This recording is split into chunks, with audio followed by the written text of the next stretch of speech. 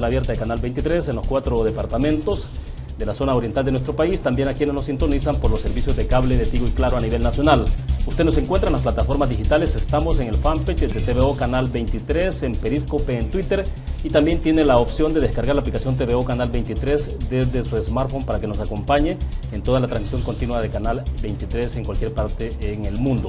Dos números de teléfono están habilitados, 2263-0023, 2264-9179, para que participen con el comentario o la pregunta para nuestros invitados de esta tarde. Antes de presentárselos, vamos a mostrarles un poco a ustedes sobre los temas que han estado en la agenda este día en los principales medios de comunicación en nuestro país. Diario El Mundo dice en su portada, fiscal Odebrecht corrompió la política, fiscales salvadoreños y panameños en la investigación, y es que el fiscal general Douglas Meléndez dijo ayer que la firma brasileña Odebrecht corrompió el sistema político del país. Los fiscales de la región denuncian presiones y amenazas por este caso que salpica a varios países del continente. Ahí está un poco el detalle de Diario El Mundo sobre el mismo tema, en la ampliación de lo que ha ocurrido en esas declaraciones que ha dado el fiscal general allá en Panamá. También la foto destacada que tiene que ver un poco después del triunfo de Mauricio Funes con Joao Santana, que está procesado, detenido en Brasil por todo este tema también entonces de los sobornos de la empresa Odebrecht, prácticamente esto a nivel mundial. Prensa Gráfica dice, policía, las pandillas infiltran la política. Este sí es un tema sin duda alguna gravísimo también. El director de la Policía Nacional Civil que habla de alcaldías llenas de pandilleros. Obviamente no han hecho distinción, tal parecería que es de todos los partidos políticos, sin excepción.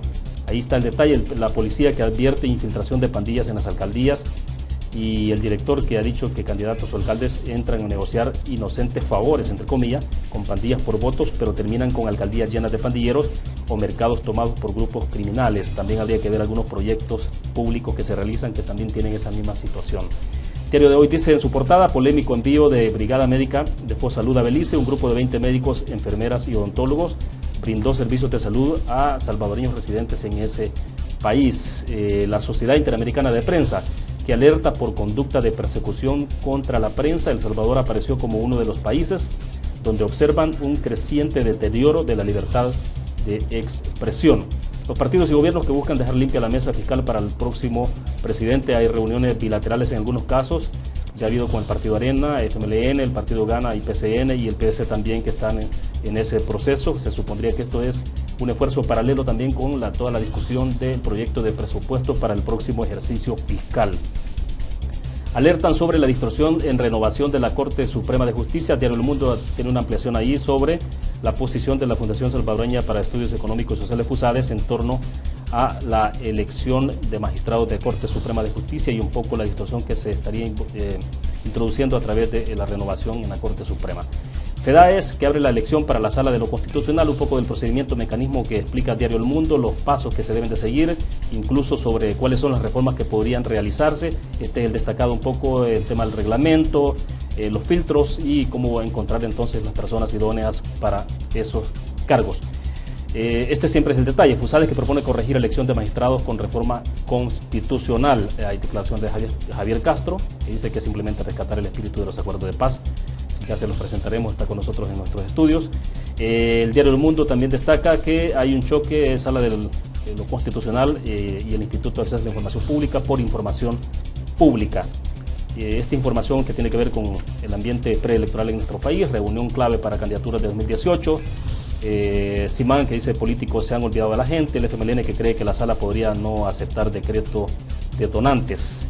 Pues bien, queremos esta tarde agradecer que está con nosotros en nuestros estudios Claudia Umaña, presidenta de la Fundación Democracia, Transparencia y Justicia, DTJ. Claudia, bienvenida. Buenas tardes, un gusto. Al contrario, muchísimas gracias por la invitación. Bueno, perfecto. Agradecemos también a Javier Castro, director del Departamento de Estudios Jurídicos de FUSADES. Javier, bienvenido. Buenas tardes. Buenas tardes. Es un gusto estar aquí de nuevo en tu programa. Gracias, William. Bueno, perfecto. Antes de entrar en materia entonces, recuerdo a ustedes nuestro patrocinador de Conexiones, Almacenes Bomba, la explosión de precios bajos que tiene este último día de aniversario con 57 premios para ustedes. Esta promoción que llega justamente hasta hoy martes por la noche, 31 de octubre. Dicho esto, para comenzar, bueno, creo que es importante entrar entonces un poco en el análisis, en la reflexión sobre todo este proceso, a ver si hacemos un poco de antecedentes, Claudia, en torno a cómo ha ocurrido los procesos de elección anteriores de magistrados de Corte Suprema de Justicia, sobre todo que tiene que ver con Sala de lo Constitucional, porque allí podemos, al tener un poco de contexto, creo que nos daría pie para entonces hablar de la situación actual, ¿no? Porque viene todo este proceso que ya se abrió a través de la FEDAES para que se inicie ya la elección de los precandidatos que serían los que estarían llegando después ante Asamblea Legislativa. Ustedes, bueno, FUSADES como tal dio conferencia de prensa ayer también, ¿no? Bueno, déjame que te comente que justamente para poder analizar todo el contexto de elección de magistrados, es que varias organizaciones nos unimos para crear este estudio, que son ideas para el fortalecimiento del modelo actual de elección de magistrados. En este documento participamos universidades, el sector académico, también organizaciones de la sociedad civil como FUNDE, DTJ y FUSADES, para hacer un recuento histórico. Realmente el modelo de elección de magistrados que tenemos en el país es un modelo muy interesante que resulta luego de la firma de los acuerdos de paz. Sin embargo, empieza a tener deterioros importantes a partir del año 2003, porque se genera justo lo que dice tu noticia sobre la distorsión que se dio en aquella época en la renovación de la Corte Suprema de Justicia. Si no corregimos los errores que hemos heredado, estaremos justamente en 9 años a partir, bueno, 10 años a partir de volviendo a hablar de la misma situación. O sea que hay una oportunidad de mejorar el esquema. ¿Y qué es lo que debemos ahora entrar en una reflexión? Fíjate tú que si bien el error viene desde el 2003, que incluye traslado de magistrados, lo que decía el espíritu de la Constitución y todos los acuerdos de paz es que al inicio se iban a elegir a magistrados unos por 3, otros por 6 y otros por 9 años, para que hubiera una renovación escalonada. Sin embargo, ahora vamos a tener 4 vacantes en la Sala de lo Constitucional, con lo cual se corre el peligro de no contar con una elección verdaderamente en base a criterios técnicos, meritocracia, honestidad, sino que se abre la oportunidad para lo que puede ser un coteo partidario. Ahora bien, perdón Claudia, porque esta parte creo que es relevante, ¿no? Porque en algún momento determinado se habla de cómo hacer elecciones escalonadas y para que se den relevos y de alguna forma haya como una especie de traslapes entre magistrados que continúen, que son los antiguos, que manejan toda esta cuestión de digamos, la parte técnica internamente, la legislación, y los nuevos magistrados que podrían estar llegando, los que no han ejercido la función de magistratura. Esa parte es relevante, ¿no? O sea, ¿cómo se cuida? ¿Cómo se cuida que no haya una renovación tan grande como la que ahora existe? Tajante, o sea, que todos sean nuevos y entonces... A ver, se crea esa distorsión en el año 2003 por traslados de magistrados en aquella época de la magistrada Avilés y del doctor Clara. Pero luego eso se vuelve a reiterar. Lo que nosotros debemos de asegurar es que ahora esta legislatura corrija la situación. ¿Y cómo se puede corregir? Con que ahora con esa elección un poco escalonada, volver a restablecer periodos en donde realmente lo que estemos hablando es de renovación de 2 y no de 4. ¿Cómo lo podemos hacer? Precisamente es lo que hemos estado abordando en diferentes foros y particularmente una de las publicaciones que recientemente ha hecho FUSADES, que lo plantea a la sociedad, y sería que haya un decreto transitorio por parte de la Asamblea Legislativa y que tenga que ser ratificado por la nueva Asamblea Legislativa, en donde se restablezca el espíritu de la Constitución. La otra opción que vemos es precisamente que más bien sea la misma Asamblea Legislativa la que, por así decir, voluntariamente restablezca estos plazos, y la que sería absolutamente inconstitucional es mantener el traslado de magistrados, porque ese error, si lo volvemos acometer, pues realmente solo estaríamos perpetuando el gravísimo desacierto que a nivel constitucional se ha trastocado el espíritu y que ahora lo que se está poniendo en peligro es la independencia de la sala, porque la lógica es que a mayor número de personas que la integren y que se tengan que escoger de una sola vez, más posibilidades de un coteo partidario. En otros países la elección casi que va de uno en uno para que solo haya un escrutinio de una persona a la vez. Y esa decisión de hacerlo uno a uno tiene que ver justamente con eso, con el tema de cómo evitar entonces la partidización o politización de estos cuadros. La politización de este proceso. Ahora bien, Javier, porque sí me interesaba esa parte, ¿no? Hasta dónde, digamos, los traslados, las rotaciones que se dan entre sala y sala, ¿eso contraviene entonces el espíritu constitucional o eso de qué manera se puede corregir ya y ponerle paro de una sola vez? Sí, como se plantea en la investigación que hemos lanzado esta semana en FUSADES, es precisamente ver de qué forma se puede restablecer ese mecanismo de elección progresiva que se planteó en los acuerdos de paz. Fue una de las reformas que se acordaron en 1991. O sea, esto no se está sacando de la manga, o sea, venimos, entonces lo remitimos a los acuerdos, al espíritu. Hay un antecedente, porque una disposición que fue reformada precisamente decía cómo se iba a conformar la Corte Suprema de Justicia y decía que las renovaciones se iban a ir dando cada 3 años, iban a elegir a 5 nuevos magistrados. Pero para que eso se pudiera dar progresivamente necesitábamos una norma que habilitara esa integración progresiva y eso fue lo que se estableció en un decreto transitorio de reformas en el que se señaló precisamente, como decía Claudia, que iban a haber unos magistrados de 3, otros de 6 años y otros de 9, de forma tal que se fuera dando esa renovación progresiva. Lo que sucedió fue que en el año 2003 y en el 2006 se dieron traslados de magistrados que ya estaban en la Corte Suprema de Justicia hacia la Sala de lo Constitucional y eso generó, mejor dicho, deformó el mecanismo que se había creado. Y por eso fue que en el año 2009 se tuvieron que elegir 4 magistrados de la Sala de lo Constitucional y es por eso que ahora en el 2018 de nuevo se van a elegir otros 4 y si no hacemos nada vamos a llegar al 2027 y va a volver a pasar lo mismo.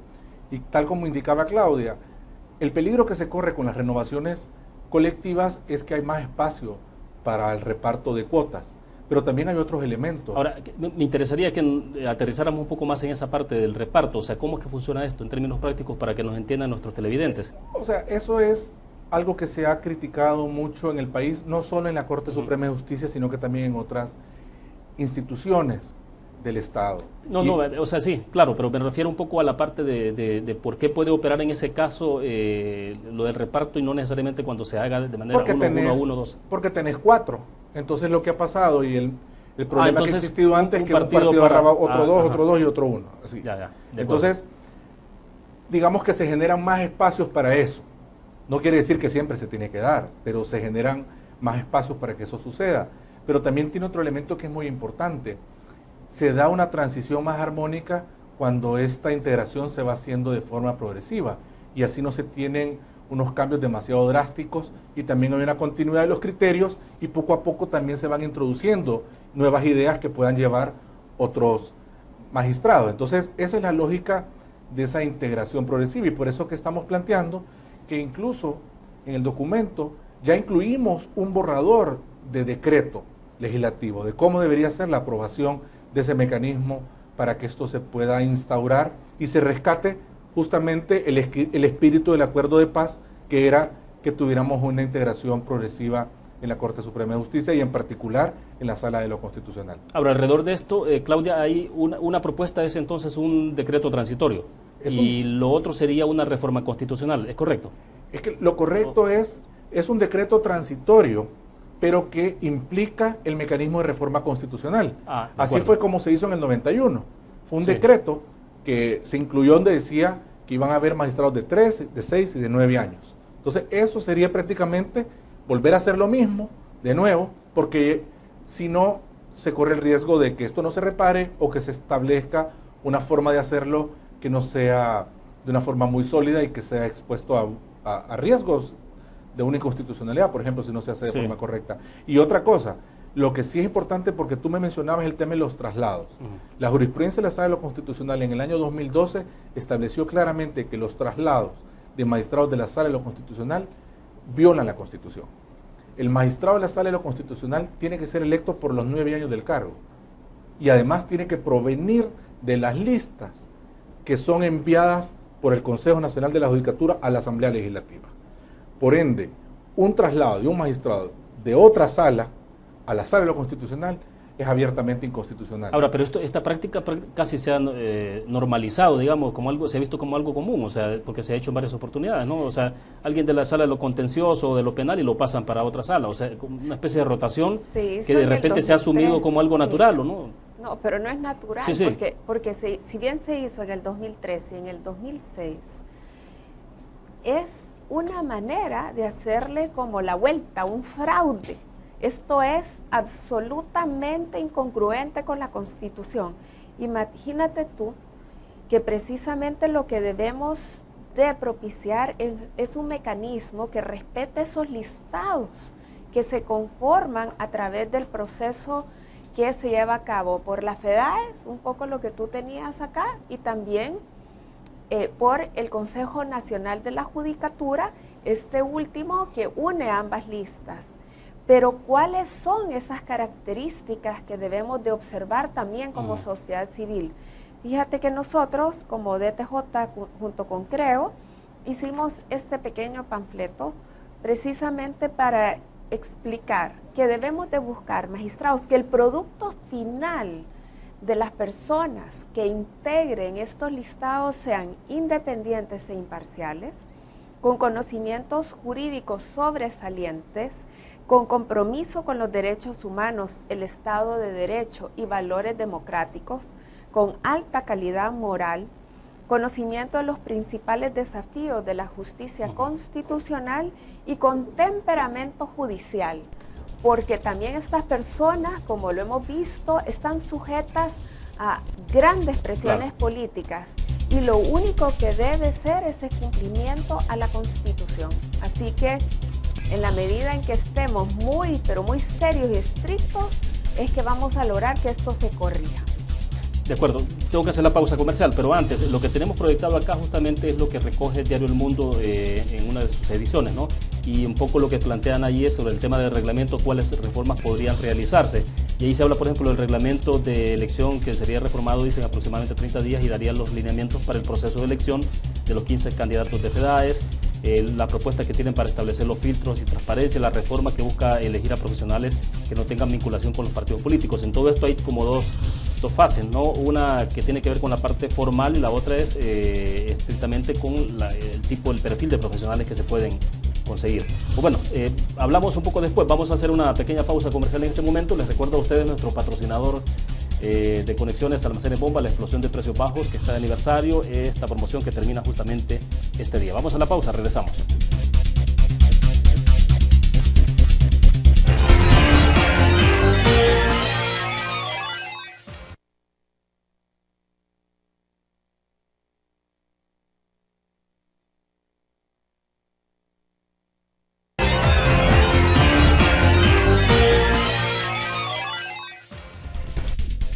Con nosotros a esta hora y en adelante tendremos habilitados dos números de teléfono para que tomen nota: 2263-0023, 2264-9179. Estarán apareciendo ahí en pantalla para que puedan participar un poco hablando sobre este tema, de la relevancia o la importancia trascendental en el proceso de elección de magistrados de Corte Suprema de Justicia. Claro, este es un proceso que recién ha comenzado y se prolonga hasta el próximo año, ¿no? Que tendrá que ser una decisión justamente de la Asamblea Legislativa que se elija en marzo del próximo año, que será la que tendrá que tomar decisión. Pero bien, estamos a ver si nos vamos por partes. Javier, quizás para ir un poco clarificando todo este mecanismo, en la parte de reglamentos, de la parte reglamentaria, porque esto quizás habría que agarrarlo desde el principio, ¿no? Cómo poder, porque aunque sean cosas quizás más formales y todo eso, pero terminan o derivan en poder tener o no buenos candidatos, los candidatos más idóneos para ocupar cargos en Corte Suprema de Justicia.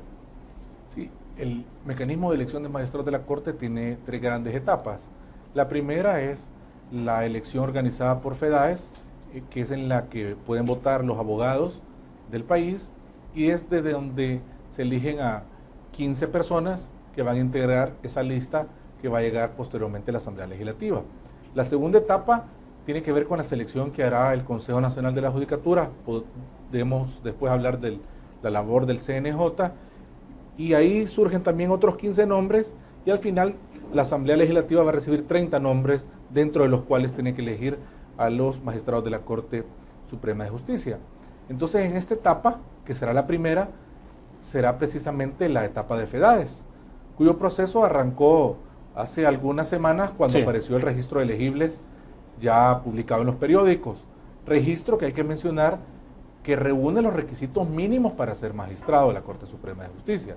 No quiere decir que se tiene el perfil de ser magistrado todas las 12,000 personas que están ahí.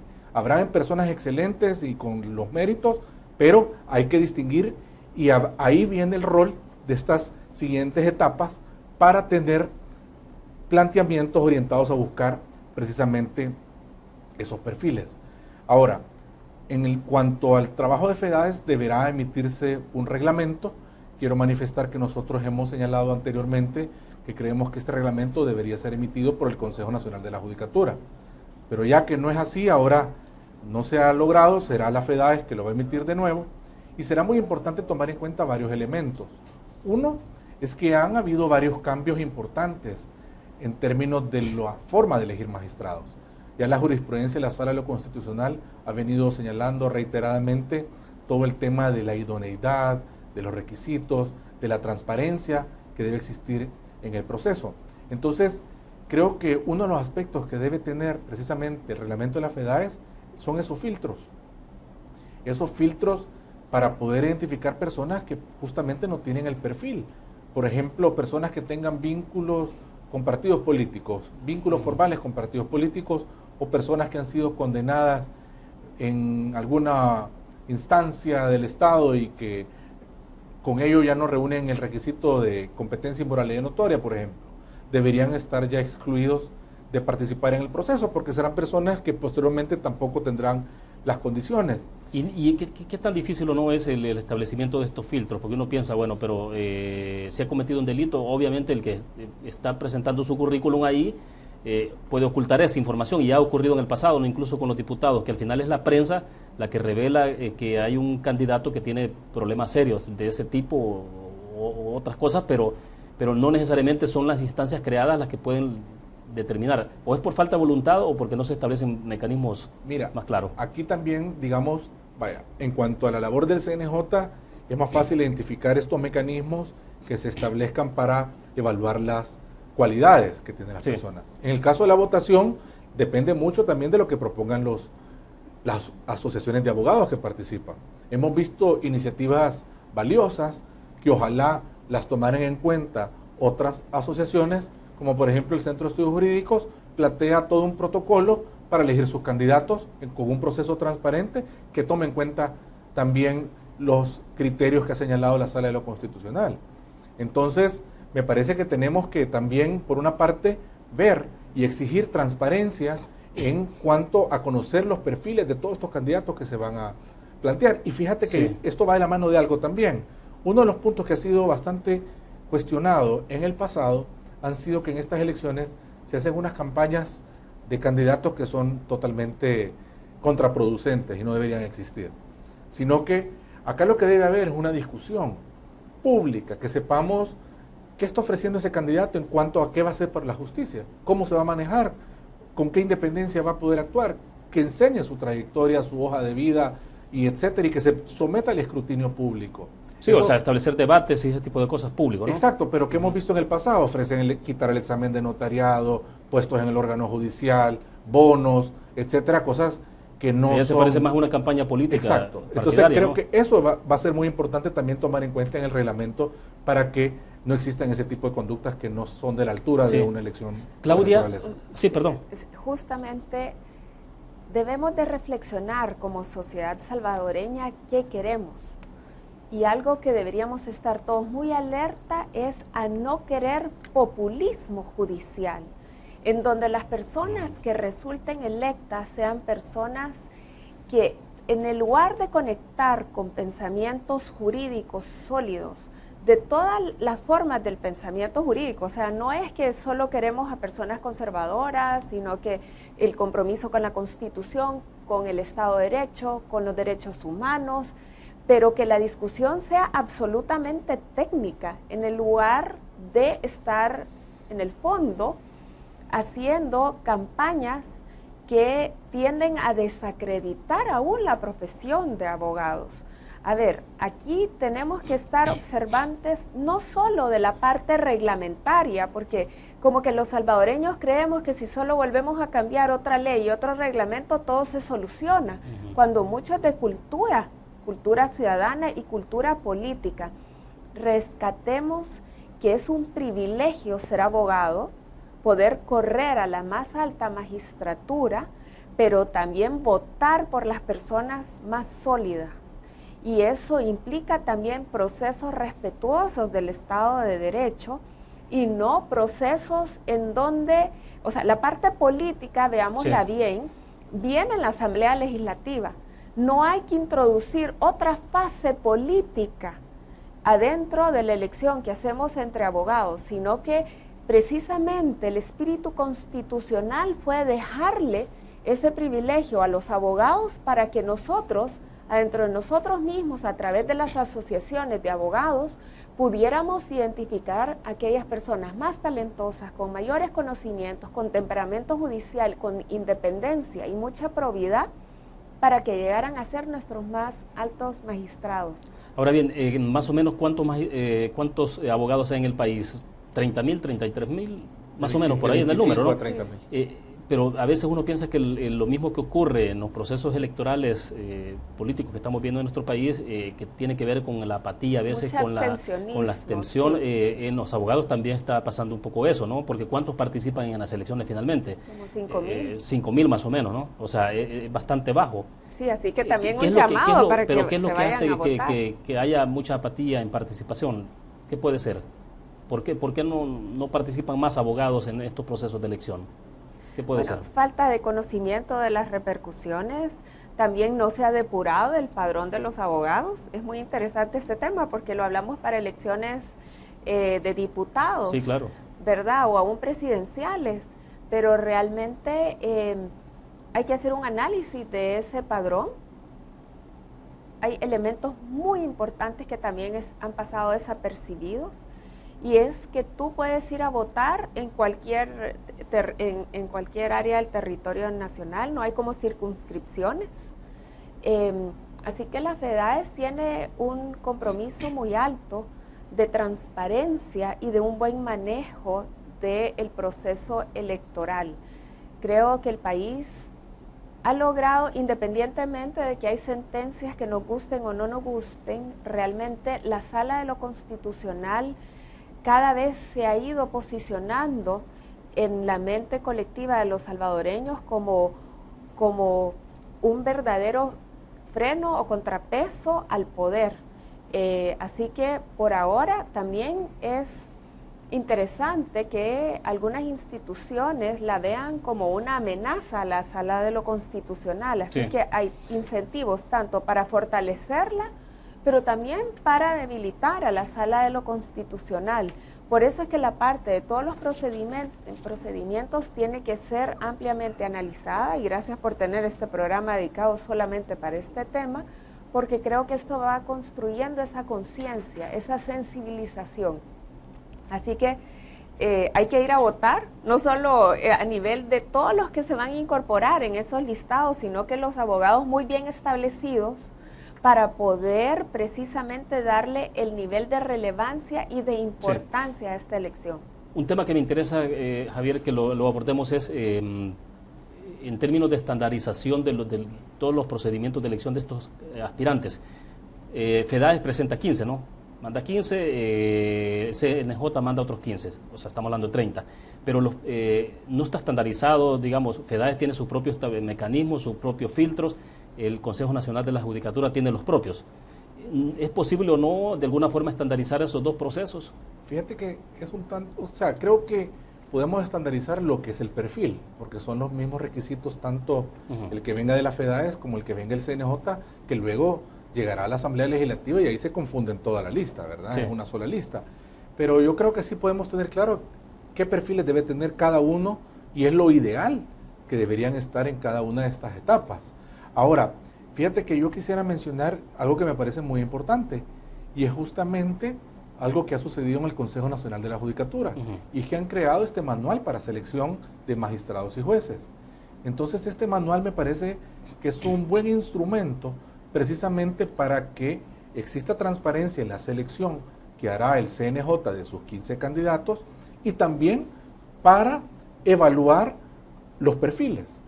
Contiene una tabla que es lo que se llama un baremo, a donde se puede ir calificando objetivamente las cualidades que tienen las personas que luego llegarán como candidatos. Porque, ¿cómo se hacía antes? Antes inclusive, William, había una disposición que decía que era una decisión que se tomaba por el CNJ en secreto. No se argumentaba, no se justificaba nada, y por eso fue que, te recuerdas que la Sala de lo Constitucional le mandó a la conformación del CNJ que repitiera la selección que había hecho, porque tenían que llevarse a cabo entrevistas públicas, tenía que deliberarse adecuadamente y además justificar por qué esa persona reúne el perfil. Entonces, si ese instrumento, que digamos en cuanto a documento nos parece que es un documento técnicamente bien hecho, ahora viene lo más importante, que es la implementación de ese manual. Si ese manual se aplica en el CNJ de forma objetiva, yo creo que puede haber una buena selección, con transparencia, y ahí podremos ver qué perfiles y qué cualidades tienen las personas, y eso creo que abona a que la lista que llegará finalmente a la Asamblea Legislativa ya se ha cuidado de cumplir con esos perfiles, con los requisitos, pero todo está también en que al final la decisión del CNJ sea aplicar correctamente ese manual. Esta semana conversaba con Rodolfo Parker, el secretario general del PDC, y él me decía que bueno, que sería relevante quizás, y ellos lo pueden proponer, me decía, establecer una reforma en la que se permita, por ejemplo, meterle más filtros a todo este proceso, pero ya una vez que la Asamblea Legislativa reciba los 30 aspirantes, ¿no?, los 15 que manda CNJ y los 15 de FEDAES, darle la posibilidad para que las universidades, o sea, la parte estrictamente académica, se involucre en establecer, en pasar la última lupa. Por ejemplo, si en la comisión especial que se forme o en la comisión de legislación dicen, hemos depurado, de los 30 que tenemos ahora, arribamos a 10 aspirantes, nos quedamos con esta lista, entonces esta lista mandárselas a las universidades para que las universidades también le metan el filtro más riguroso en términos académicos. Bueno, digo, sí, decía, opciones. Es interesante, ¿no? Porque, claro, eso pasaría porque se haga la modificación respectiva, pero sería una forma también y de darle más participación a otros sectores también, ¿no? Bueno, porque fíjate que en otros países, dentro de este estudio, veíamos que se pueden hacer informes sombras de parte de la sociedad civil o el sector académico, como por ejemplo conformar una comisión de notables que haga el análisis de todos los perfiles y que le presente... En este caso de los 30, digamos. De los 30, Ajá. O sea, ¿te has fijado que a veces precisamente dentro de las comisiones especiales se mandan a llamar a expertos que le den opiniones a los políticos para mejor proveer? Así que nosotros veíamos que en el derecho comparado hay análisis y particularmente ciertas metodologías que se han utilizado en la Comisión Interamericana de Derechos Humanos, en donde se manda a llamar a expertos o comisiones de notables para que den sus criterios técnicos sobre quienes tienen mayores fortalezas, ya el análisis un poco más pormenorizado de los perfiles. Y en este caso estamos hablando de, digamos, el aporte que puede hacer alguien desde fuera, ¿se convierte en algo vinculante o más tener una fuerza moral de decir, bueno, sí, estos candidatos cuentan con el respaldo de estos señores que son los expertos y conocen? Sí, porque, bueno, lo que hemos tenido en El Salvador más bien es una tradición de no hacer esa depuración, lo que decía Javier, es si tú tomas un baremo, a ver, esto es como casi que hasta en una empresa que se va a contratar, se hace un análisis de todos los perfiles, se ponen criterios, se le ponen números a decir, bueno, al temperamento judicial le vamos a dar este porcentaje, al conocimiento intelectual tal, a la experiencia. Es decir, hay un proceso intelectual para adecuar ese perfil esa aplicación de lo que son esos criterios, pero con el currículum en específico. Y además, eso reforzado por el proceso de entrevistas en base a audiencias públicas. Pero en el país, cuando se han dado, estamos hablando ante no solo la Asamblea Legislativa, la posibilidad de que hayan cámaras que se transmita a nivel de medios. Y yo creo que en ese sentido, la misma Sala de lo Constitucional nos ha dado elementos sobre transparencia y publicidad importantes para que no solo sea en el filtro de la Asamblea Legislativa, sino que aún en el del CNJ, y ahora los medios lo podrán hacer también en todo el proceso de las FEDAES, para que haya un acompañamiento de transparencia y publicidad en todas las etapas. Porque fíjate tú, que si nos esperamos al último momento cuando hacen esas entrevistas, y ya hemos visto cómo en la Asamblea Legislativa las entrevistas a veces han sido de 3 o 4 preguntas muy superficiales, eso es lo que asignan 12, 15 minutos nada más debemos de evitarlo, porque son tan generales esas preguntas que precisamente no se puede escudriñar ese temperamento y también el pensamiento jurídico de los candidatos o aspirantes. Quedémonos en el punto, vamos a hacer una pausa comercial porque me llama la atención un poco. Bueno, todo este proceso finalmente termina en manos de los diputados, que son políticos, ¿no? Entonces, ¿hasta qué punto puede tener tanta asepsia en un proceso si finalmente son ellos los que van a levantar la mano? Vamos a hacer una pausa comercial, regresamos con más.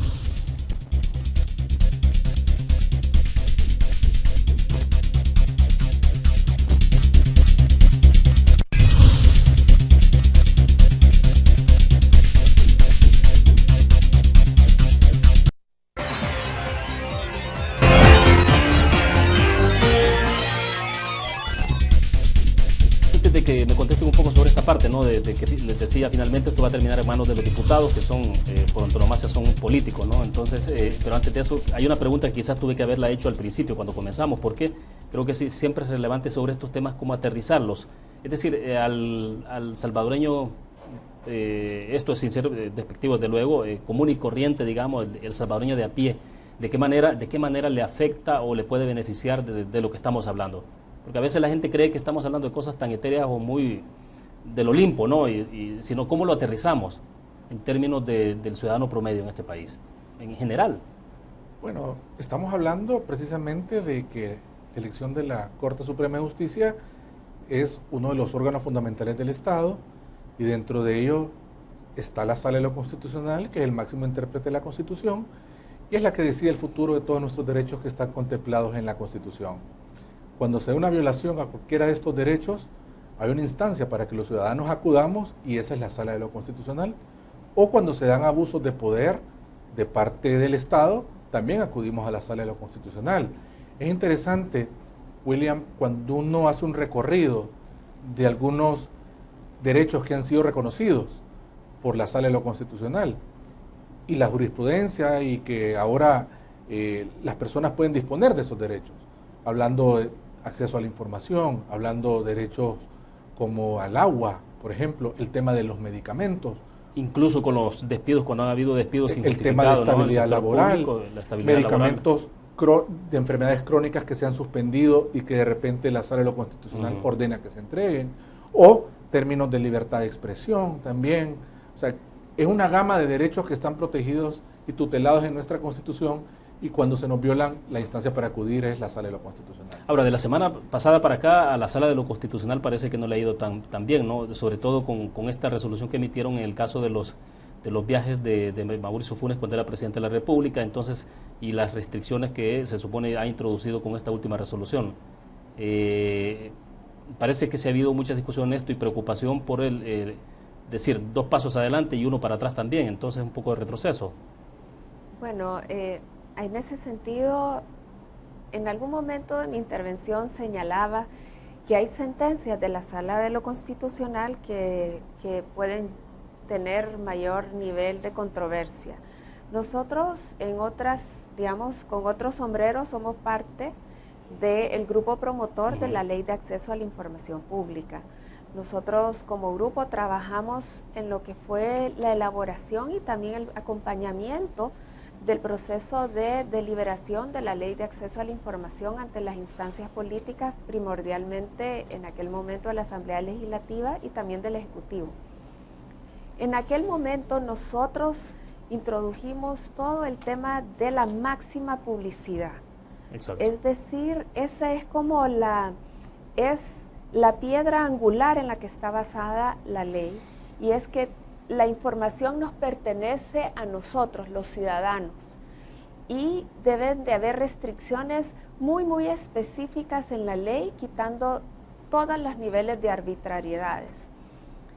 Fuimos parte, en su momento, tú te recordarás, de un reglamento que se declaró inconstitucional gracias a una demanda que nosotros también introducimos, en el sentido de que en aquel momento veíamos que desde la presidencia Funes se estaba tratando de generar un reglamento que le pusiera limitaciones a la ley, y en aquel momento criticábamos muchísimo el que se le pueda dejar arbitrariedades al funcionario público diciendo, mire, es que esta ley, esta información puede tener algún efecto político o... Sí.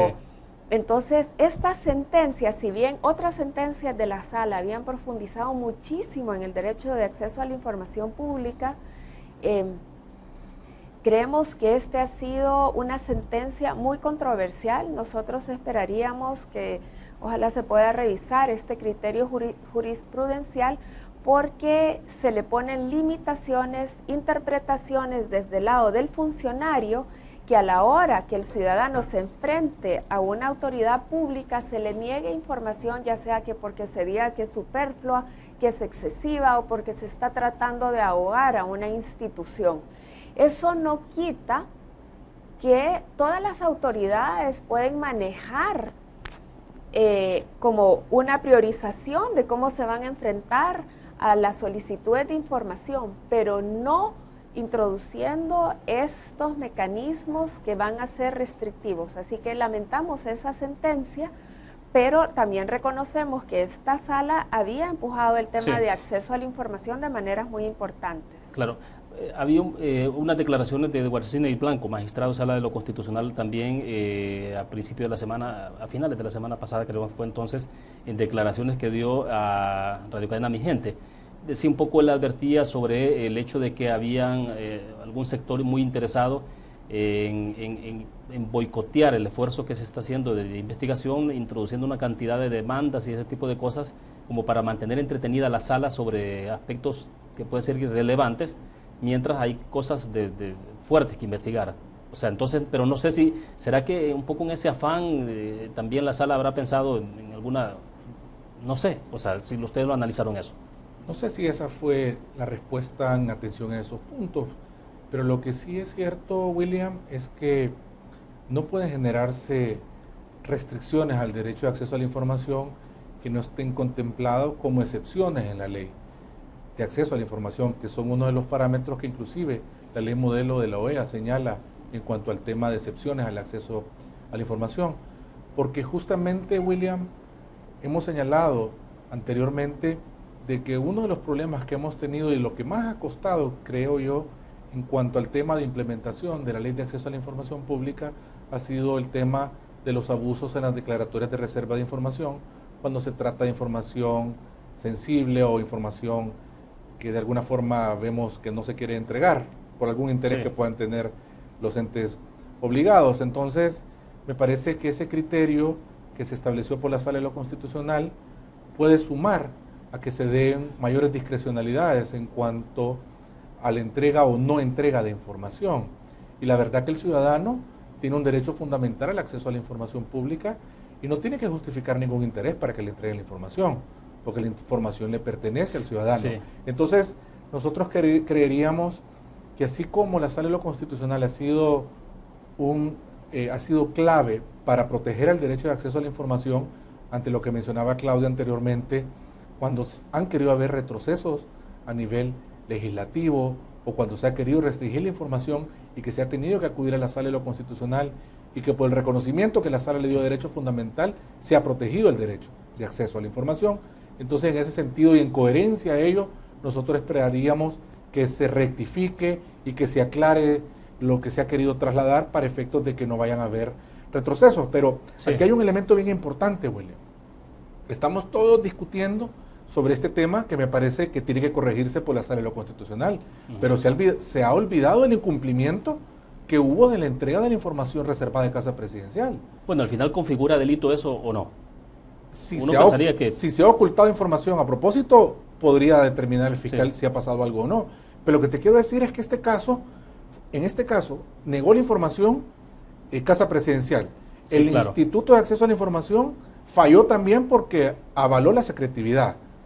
Y entonces también tenemos dos cosas por eso. La resolución de la sala, con estos criterios que nos preocupan y ojalá se corrijan, pero también hay un incumplimiento de entregar información de carácter pública que a la fecha todavía no se ha entregado.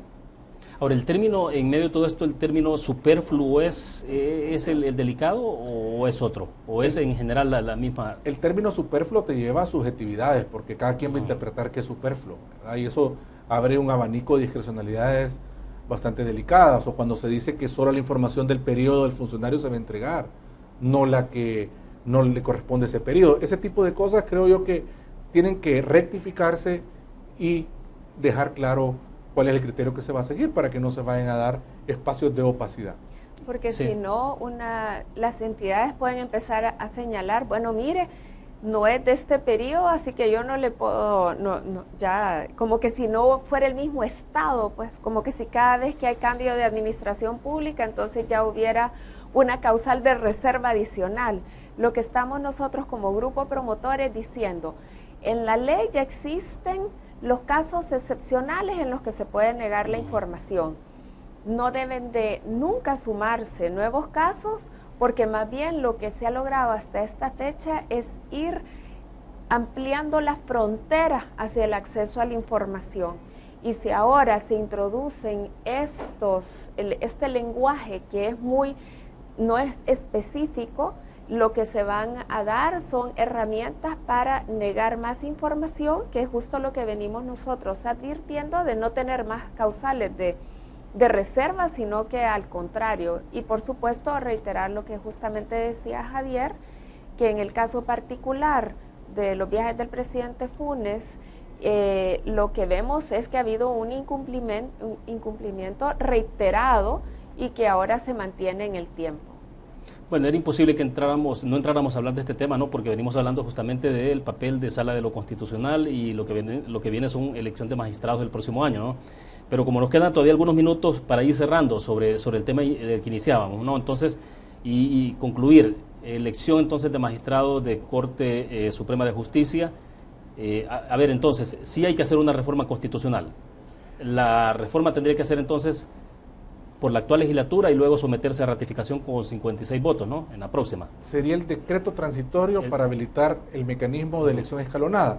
Pero eso es para reparar el mecanismo. Ahora, ¿eso no tendría efecto sobre este proceso? Si se toma allá, sí. Puede ser. Sí. Si la asamblea que entre en funciones el 1 de mayo ratifica y esta lo ha acordado, se pudiera llevar a cabo.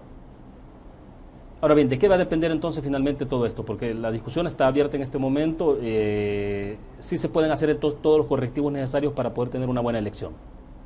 Sí, yo creo que hay que separar. Esto es para reparar el mecanismo Sí. y tener el mismo mecanismo original creado con los acuerdos de paz. Por otra parte, para que exista una buena elección también tiene que respetarse todo lo que dice la Constitución y la jurisprudencia en materia de idoneidad, procesos transparentes, que se elijan personas intachables, independientes de los partidos políticos, es fundamental. Y otra cosa también, Willy, es fundamental que la elección de magistrados se haga en tiempo, que no vayan a haber retrasos en términos de la elección de magistrados de la Eso Corte. podría ser incluso deliberado, ¿no? Digo, si alguien está interesado a nivel político desde la Asamblea en la medida en que se atrase este proceso, pues sí, me imagino que se pueden retrasar una cantidad de resoluciones que van a estar ahí engavetadas. No, y se puede dar una situación muy delicada de vacío de justicia constitucional, de que nadie estaría ejerciendo el control constitucional, porque cuando terminan los 4 magistrados de la Sala de lo Constitucional, ¿qué pasa? También se van varios suplentes. Y entonces está quedando nada más el magistrado presidente, Sí. que es el doctor Pineda Nava, y un suplente. Entonces con ellos no puedes configurar Sala de lo Constitucional. Entonces el llamado es que se elija bien, respetando la idoneidad y la transparencia, pero también que se elija en tiempo. Y en este caso no puede funcionar como opera en otros casos. Digamos, no hay fiscal general de la República, entonces el adjunto asume temporalmente. O sea, en este caso no existe esa figura, esa posibilidad. No, porque el suplente tiene el plazo del principal, no se van a quedar. No hay una habilitación legal en ese sentido. Sí hay otros países en donde esas situaciones se han considerado, pero tal vez la reflexión final que me gustaría decir es que tenemos la oportunidad de reparar lo que se ha quebrado, que es el mecanismo en cuanto a la progresividad en la renovación. Pero ese es un tema, cómo reparamos lo pasado. Pero dos, es una buena elección con las personas con el perfil deseable, porque hay que reconocer que el país tiene una serie de desafíos importantes para la democracia y no los vamos a poder solucionar sin una justicia constitucional que esté a la altura de los tiempos. Y hay muchos abogados honestos, probos, capaces en este país, pero a veces como que asumir el reto a veces nos cuesta mucho, ¿no? Pero si la gente que es honesta, que es capaz en este país no lo hace, es difícil sacar adelante el país también. O sea, sí, así que se requiere también del compromiso individual de esos abogados y abogadas honestos que puedan aspirar a este cargo y que también vayan a seguir enalteciendo la justicia constitucional. Lo que sí sabemos es que los salvadoreños ya vimos cómo funciona bien la institucionalidad y que amerita que esta nueva fase de la historia del Salvador tenga a las personas más capaces, porque vienen épocas electorales muy importantes. Tú tienes que el próximo año hay elección de diputados, luego elección presidencial, tenemos elección de fiscal, es decir, hay importantes momentos en la historia del Salvador y se requiere de tener una buena justicia constitucional, y eso también pasa por estar vigilantes de los diputados, que si ellos también van a ser los que van a aspirar a la nueva legislatura, un compromiso con que se elijan a los mejores candidatos y que se aparten de esos sistemas de cuoteos, y que lo que uno pueda ver es un examen muy concienzudo de los perfiles. Y finalmente todo esto cómo deriva en la protección del sistema democrático, ¿no? Eso es esencial finalmente. Bueno, se nos agotó el tiempo. Gracias, Claudia, por compartir con nosotros. Muy amable. Muy gentil. Gracias, William. Gracias, Javier. Siempre bienvenido. Gracias, William. Bien, terminamos de esta manera Conexiones. Gracias a ustedes que nos acompañaron. Nos vamos a ver mañana a 5 de la tarde en punto. Buenas tardes.